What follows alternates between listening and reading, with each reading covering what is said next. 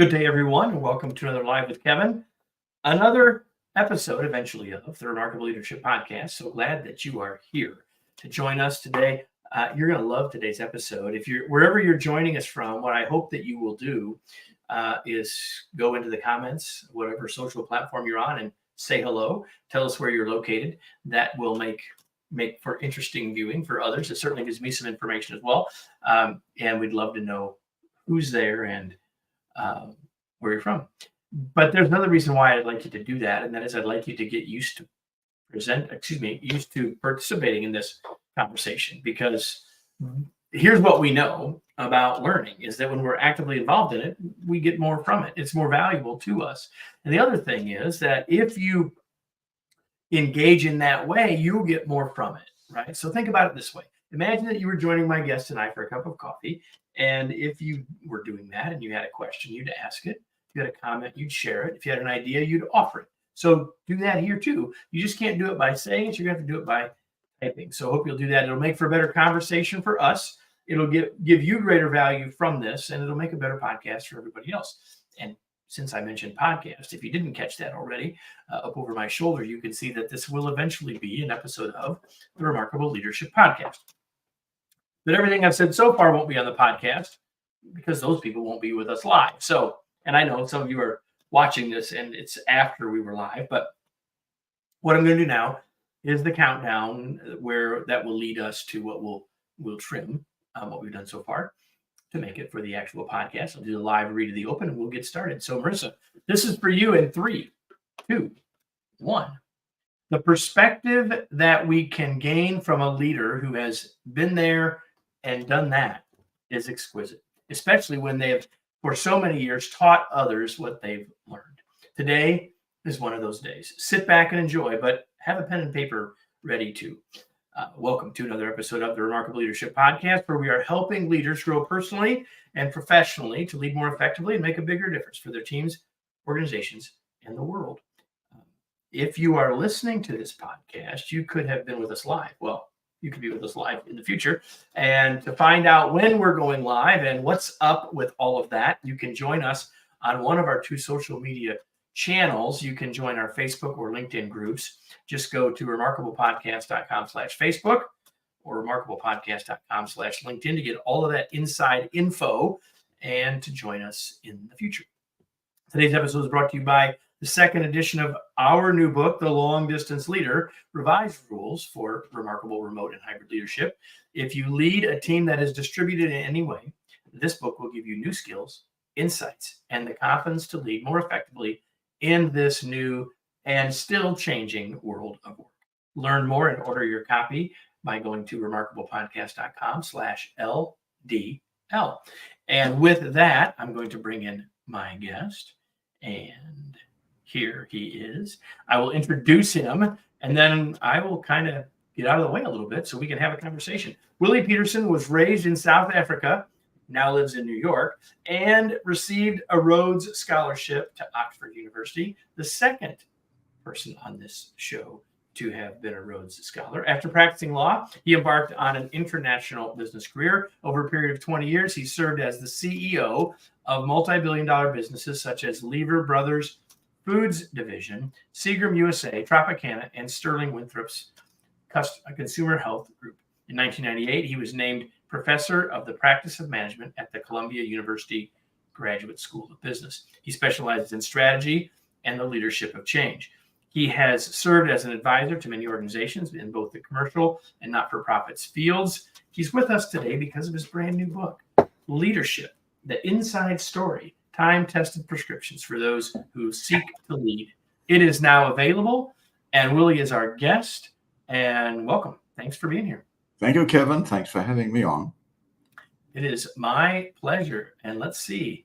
We've got someone. Oh, I know who that person is. Good morning to you as well.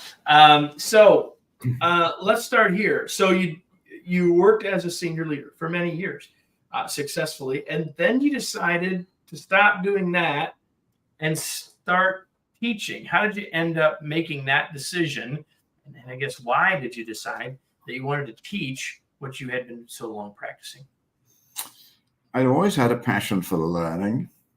And I think that teaching is the most powerful way ever invented to learn. So that's number one, just as a kind of a passion that I had. And the second is that sometimes when you have a passion for something, opportunities land in your lap and you have to recognize them. So the company I was running was a subsidiary of Kodak, and Kodak eventually, as you might know, went insolvent. But before they did, they asked us to sell the subsidiary, which was a thriving business. And we did, and we sold it successfully. Having then run businesses for 20 years, the next question arose, that you often like to pose, is now what? Now what? And so I thought back a little bit to a visit that the dean at Columbia Business School had paid when I was running Seagram's USA business. And he came to lunch on a fundraising visit. And he said, by the way, we'd love to have executives teach on our program from time to time. Would you show up and run a case study? And I said, well, sure. And I did a few of those. So when the moment came that I thought, what happens next? I thought back on that experience and called up the dean. We had coffee. And he said, why don't you come aboard and have a go? And I got a little warning from a colleague there because he said, well, meet some of these seasoned professionals here, professors, and get some guidance on what you might expect. And the first thing that was said to me was, when senior executives come in here and try and teach, 80% of them fail. And I said, well, thank you for the warning, right? I'm going to be in the 20%. Right. So kind of where I belong. But I realized it's a shift. And you can't just say, because I was successful, we all have setbacks along the way, as a CEO, I would automatically be successful as a teacher. You have to learn your way to success. And that was a kind of an interesting journey for me as well. And then it began to work out pretty well. And I thoroughly enjoyed that new journey.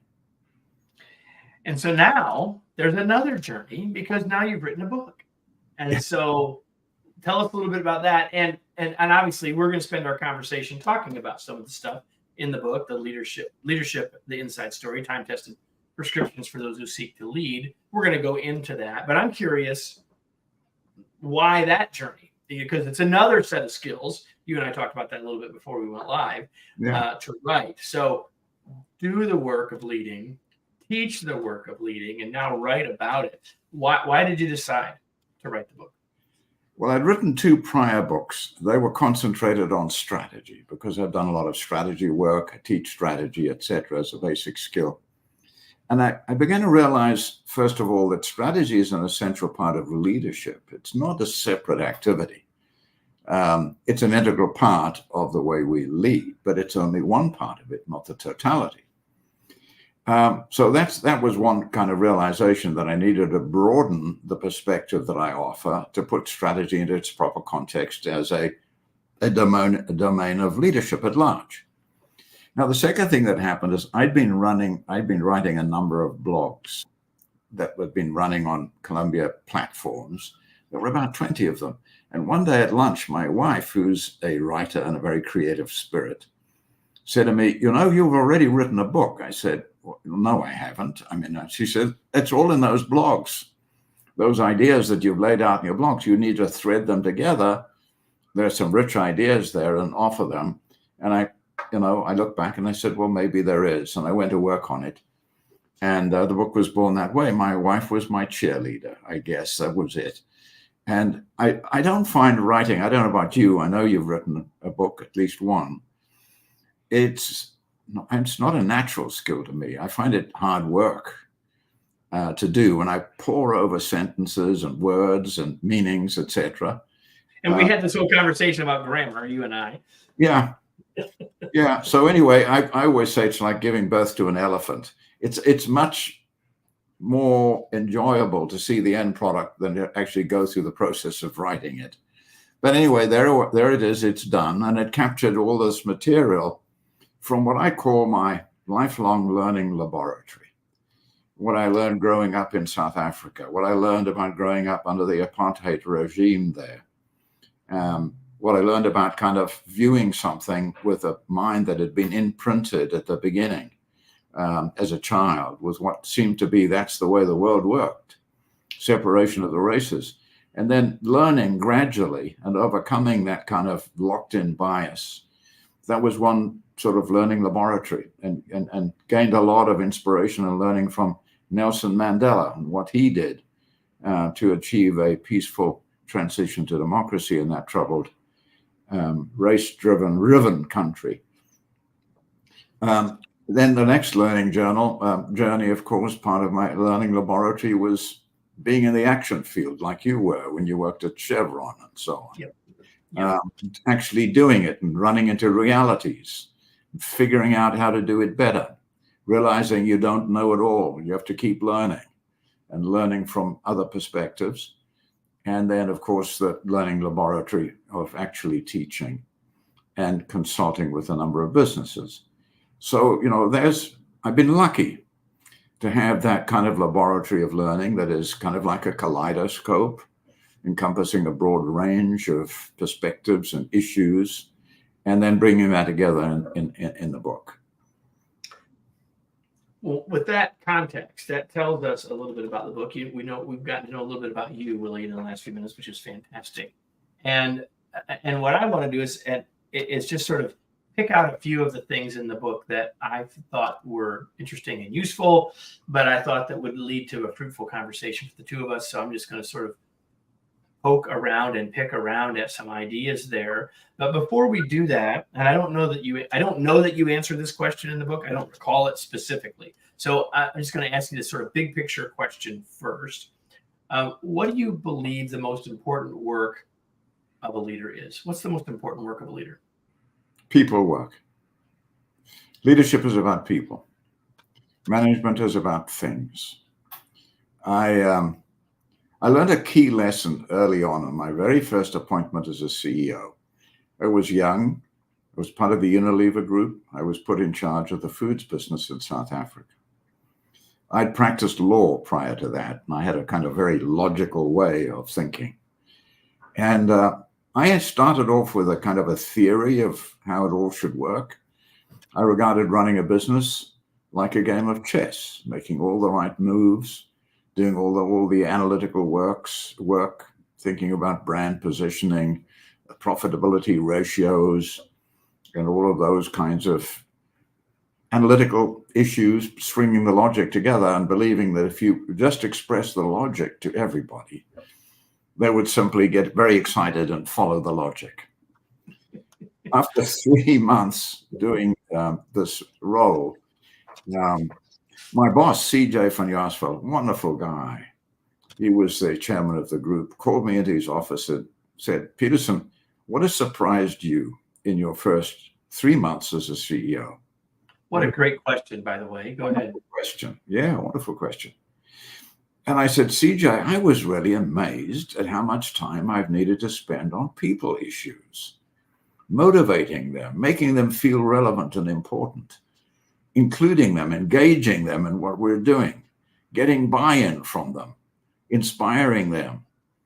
And I realized that just logic doesn't get me there. And first of all, he looked at me in a kind of a lingering way, and then a smile broke out on his face, and he said, "Pietersen, welcome to leadership." That was my first, and I feel like, monumental lesson that it's about the people. And if we don't understand that, it's not about exercising power. Leadership is about service. And it's not about just making great decisions and expecting people to follow them. It doesn't work like that.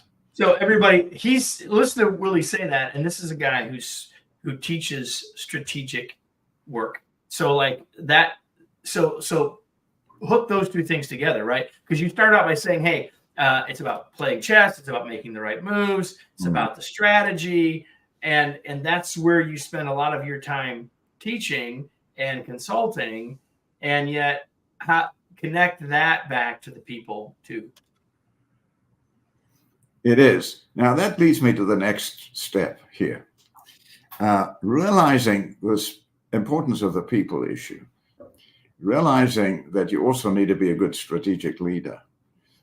I began to construct a model, if you like, of what leadership essentially consists of. And this is under the kind of heading that if we want to be really good at something, we must really understand what it is and give people a kind of a good fundamental understanding of what leadership is.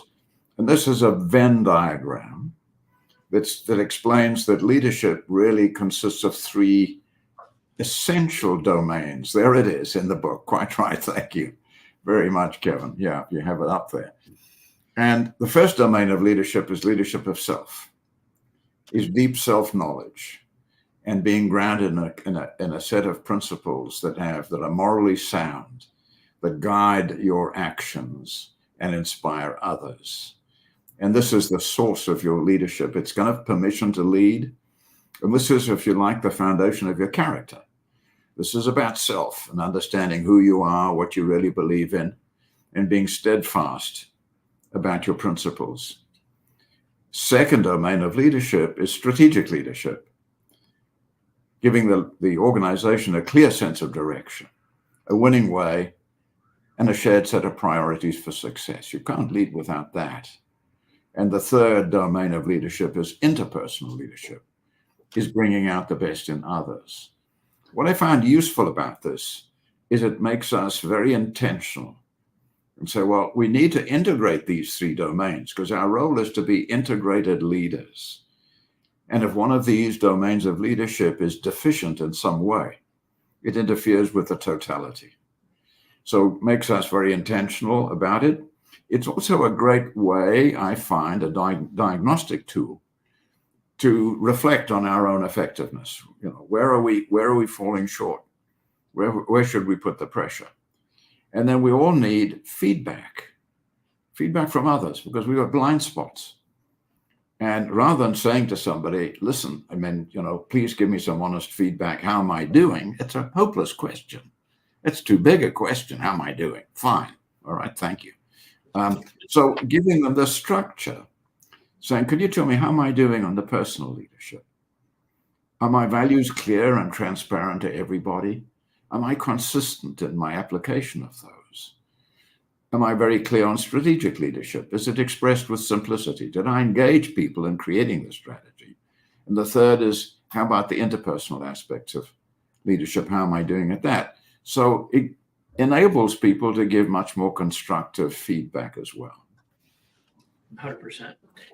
So there's been like 3 times now that you've hinted at one of the skills that takes to be a highly effective leader, and that's asking the right questions. And we're just talking about that in terms of asking questions that give you a better chance of actually getting useful feedback. But I'm curious, there's a chapter in the book about this, but like, what are a couple pieces of advice you have about asking the right questions in any given situation? Yeah, this is huge. And I'm a great fan of Socrates here because he turned the world upside down in terms of the way we learn. Prior to Socrates, the Greek philosopher, there were these characters called the sophists who roamed around Greece and taught people the art of rhetoric, how to express yourself with, very impressively and persuade others. Socrates had a look at this and said, that doesn't work for me. I don't learn anything by repeating what I already know, and the audience doesn't learn much from what I just push at them. His mother was a midwife, and he looked at that as a metaphor. And he realized that she didn't give birth to babies, but she facilitated their delivery. Yeah. And he said, well, we're all looking for the best ideas. I'm a facilitator of delivering the best ideas. I don't offer them myself. I facilitate them. Now, I think that's a huge idea. And stepping back, I think we can say that everything we know in the world, in science or in general knowledge, comes from a question somebody asked. It doesn't just drop out of the blue sky. Science learns that way, learns with an hypothesis that says, I wonder whether this is true, and then tests it through experimentation. Always start with a question. Even if the apple falls onto your head, which dropped out of the sky, there's still a question that has to be asked. Why did that happen?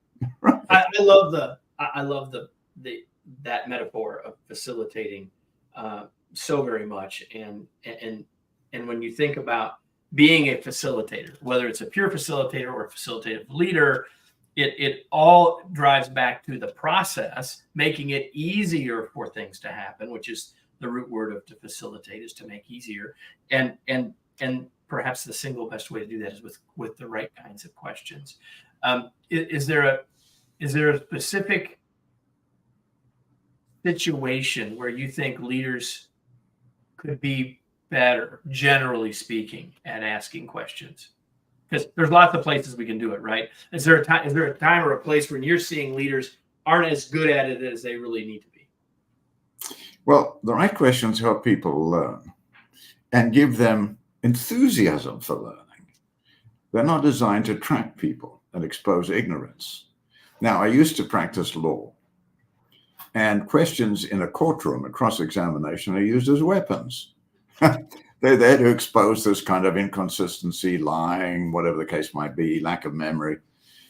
Now, the kind of learning questions we're talking about are the opposite of weapons. They're invitations to learn.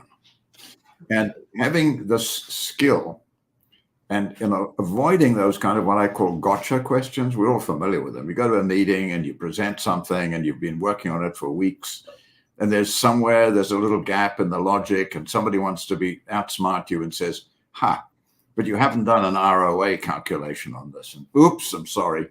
And now I'm on the defensive. I'm not going to learn anything. So instead of saying something more open-ended and inviting, is to say, what more do you think we need to know about this to enrich the information that we've got to make a better decision? What more do you think we might do here? And invite people to have a discussion and gently lead somebody towards that conclusion to make them feel they're part of finding it. So it becomes a kind of a joint effort, a participative process. Now, I'll give you an example of a kind of question like that. And it's an example from the American War of Independence. For non-Americans on this podcast, my apologies, but it's a brief example. America fought a war of independence against the British rule. There were 13 independent colonies here at the time. There are now 50 states and a republic. And George Washington was given the role of leading this disparate set of forces that all had their own militias. They'd never trained together. They didn't even have the same uniforms. He pulled them together, but they were heavily outmatched because the British were the most formidable fighting force in the world at the time. And not surprisingly, in the early stages of this War of Independence, the American forces were on the back foot and kind of losing rather badly. So he sat down to take stock of this with his senior officers. This has all been expressed in journals from people involved at the time. Apparently, they sat around a campfire and he said, okay, we have to address this question.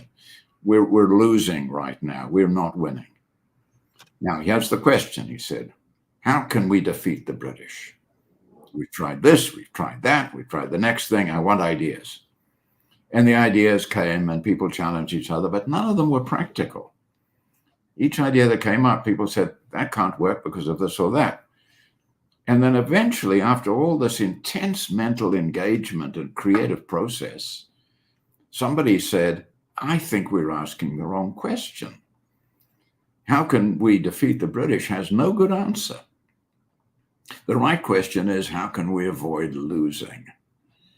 And that's the question that won a war, because that gave rise to a whole new strategy of commando raids, surprise raids on the British columns, and rapid withdrawals before taking losses on the assumption, with the expectation that the British would get exhausted and go home.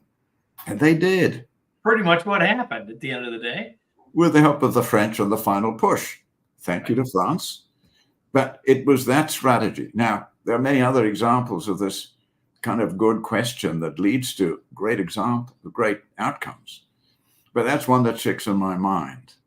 And it didn't just come, what question should we ask ourselves? Well, the question is this. It came from a lot of intense engagement and thought and creativity, got the juices going, and then ultimately out pop this breakthrough question, if you like. That's the process of learning. The leader doesn't necessarily have to have the question. The leader has to create the environment. Here we are. And the opportunity for Yes. the question to emerge. Yeah, Washington was the midwife. He didn't come up with the question. One of the others did. He was the midwife that facilitated the delivery of the question. I didn't know George clearly. I'm not sure he would have loved that analogy. I mean, I'm sure he would have loved where you had it ended, but calling him a midwife, I don't know about that with George. Exactly. Let me withdraw that comment, George. Yeah. So I want to ask you a question, because when you write about this, we are in complete lockstep, and I'd like for you to talk about this for a second. The word is priorities. Yes. And the question is, how many? How many is the right number? How many is too many? We all talk about priorities. I sometimes say to people in a seminar, what's more important than your priorities? And they talk about all kinds of things. And I said, look, the answer is nothing. Because if something else is more important, then that's a priority and not this. So this is a big deal. When you say there's nothing more important than this in terms of creating leverage, and it's the 80-20 rule typically, so it's a hard thing.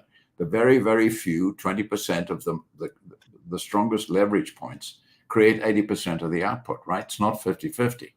So priorities are pretty important. Now, we have to have shared priorities if we're going to have a winning team.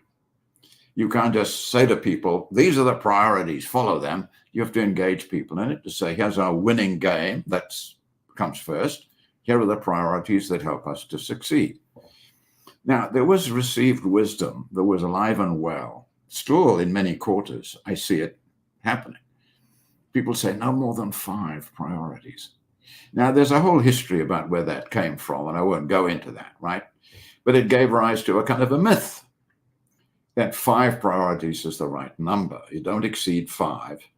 And I found something in my workshops that when I was working with a team on strategy, and we came to the time to define the priorities, I say no more than 5. And they get to 3 or 4 and they say, what else is there? What else is there? I'm saying, what a pathetic No, that's not the issue here. The question is what's important, not what else is there. And I realized I was the sinner. I had anchored their thinking on 5. And once I'd done that, they felt my work's not done until I get to 5. So I began to fret about this. Then I read this tremendous piece of research by a guy called Nelson Cowan from, I think, Missouri State University. A very, very thorough piece of research.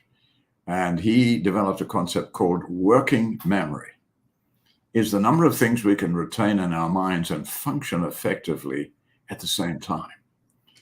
And the conclusion he arrived at, and this is pretty rigorous research, is it's 3, maximum 4.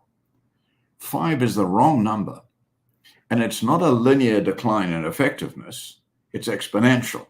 Yep. So if you go more than 4, it tends to be a wipeout. Now, here's the test, and I've seen it happen. As a leader, you say, okay, this is our winning game. And, as you like to say, well, now what? Well, these are the priorities for success. And if they say, well, it's 1, it's 2, it's 3, it's 4, and where are my notes? You've lost the plot. So the key thing is to have these, I think 3 is great because it's separating the important from the unimportant. That's very hard to do. And if you go to 5, you've copped out on that task. You're saying, oh, well, they're all important. That's just not true. So I now urge people 3, maximum 4. And if you have 5, if you have 6, you have 7, you don't have any. You don't have any. Literally, you're in the jungle, and you've made a statement that says, "I'm lost in the jungle. I don't know where the hell we are." If you go this, we go any of 7 directions, Yes. and that may or may not. It's probably not going to be the right answer. I'm pretty confident, and having read the book, I was pretty confident that this would be true, that you and I could have a long and enjoyable conversation, and yet neither of us have all day. Is there anything that you hoped I would ask, or you hoped that we would talk about that we didn't? Not really, but I guess if I step back, that you and I can talk about productively, what's the most important task of a leader? It's the most important task of a leader. I have a point of view. I mean, this is not one of these things that I can prescribe and say, this is it and I'm right. Okay, it's a point of view. And I think we all need to have a theory of success. And I think the most important role of a leader is to ensure the continuation and survival of the organization that he or she leads, which means the most important task, and it's a Darwinian imperative, is to create a learning organization that is constantly able to sense and understand the factors in the external environment, where that's where the competition occurs, and then mobilize your internal resources to create the external impact. So be a learning organization, and that's an outside-in task, not inside-out. Yeah, 100%. I'm going to shift gears before we finish and ask a couple of questions that I ask all of my guests. And the first one is this: what do you do for fun? I walk and I read a lot. And I love having my dogs with me when I walk. Dogs teach us all kinds of things. We didn't get there, everybody, but when you order and get your copy of Leadership, The Inside Story, there's a whole chapter about what he learns about leadership from his dogs. So if you are a dog lover, it's one more reason why you need a copy of this book. So you walk and you read. So what are you reading right now? I read a lot in philosophy. I read a lot in astrophysics and in evolutionary science. So I read a few business books, not many, to be honest with you. I get nourished by these other ideas. I love big history, taking things from the beginning right through the sweep of history rather than 14th century history or British history, whatever it is. And I love the writings of a guy called Harari, I think it is, Yuval Harari. I recommend the book called Sapiens that he wrote, and then he subsequently wrote 21 prescriptions for the 21st century, which I've just finished reading. So those are books that I think would be great for anybody to look at. And then finally, if I can add one more, Thinking Fast and Slow by Daniel Kahneman. It's a big book to read, but it's a great read if you want to understand the biases that can sometimes derail our thinking. 100%. I have not read 21 prescriptions for the 21st century, but I have read the other two, and they will all be in the show notes, everybody, for you all, as well as Willie's new book, Leadership, The Inside Story. Where do you want to point people? Where can they learn more about what you're doing? Where can they get the book? Where do you want to point people as we finish up? Well, the book is available on Amazon and Barnes & Noble online, and the other retailers that sell books online. It's available from there. And my website has got all the information on my various writings and blogs. It's williepietersen.com. So if you're watching, it's all there. Put it up there. It's Pietersen, Ietersen, Willie, Pietersen.com. That's the South African spelling, I presume, to add the I in there. Willie, we'll wrap up here in a second, but you've mentioned it twice, the question that I always ask those who are here, and the question is, now what? Because I promised up on the front end, everybody, that you get the chance to sort of bask in the wisdom of someone who's been there and done that multiple times for many years. And so my challenge to you is, what are you going to take action on from what you got in the last 30 minutes or so? Because if you don't take the action, the value of this drops exponentially. So I hope that you will do that. And Willie, thank you so much for being here. It was a pleasure to have you. I enjoyed our time immensely. And I wish you all the best with the book and everything else. Many thanks. It's been my pleasure. Thank you very much, Kevin. And so everybody, we'll be back next week with another episode of the Remarkable Leadership Podcast. Hope you'll be back. Join us. Hit the subscribe button wherever you are hearing this from so you don't miss the next episode. Tell someone else to join us, and we'll see you then. Thanks so much, everybody.